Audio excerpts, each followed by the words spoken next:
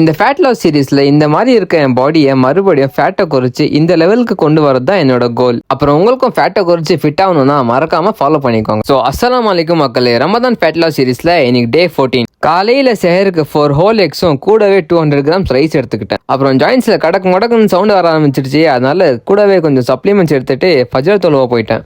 ஃபஜர் முடிச்சுட்டு வீட்டுக்கு வந்து ஒரு குட்டி தூக்கத்தை போட்டு ஜிம்முக்கு கிளம்பிட்டேன். ரமதான் மாசத்துல சீக்கிரம் எந்திரிக்கிறதுனால டெய்லி தூக்க கலக்கத்திலே ஜிம்முக்கு போக வேண்டியதா இருக்கு. எனக்கு செஸ்ட் அண்ட் ஷோல்டர் வரைக்கும் தான் போட்டோம். என்னால எவ்வளவு புஷ் பண்ண முடியுமோ அவ்வளவு புஷ் பண்ணி போட்டேன். எல்லாரும் நான் பேசுற தமிழ்ல ரொம்ப டம்மியா இருக்குன்னு அடிக்கிறீங்க. ஏன்னா நான் வீட்டுல பேசுறது தமிழ்ல இல்ல उर्दू. मुझे तमिल नहीं आता कर को बोल रही ना, घर में उर्दू भी बात कर ले को, बाहर तमिल भी बात कर ले को और तमिल में कंटेंट क्रिएशन भी कर ले को. कितना मुश्किल मालूम. ஒன்னும் புரியல. இப்ப புரியுதா என்னோட கஷ்டம். அப்புறம் அப்படியே மேரா பாடி மே பம்ப் செக் கரலேக்கோ வீட்டுக்கு கிளம்பிட்டேன். வீட்டுக்கு வந்து டக்குன்னு ஒரு குளியல போட்டு ஜல்தி ஜும்மா படிக்க போனேன். மஸ்ஜிதுக்கு போய் பார்த்தா மஸ்ஜிதே காலியா இருக்கு.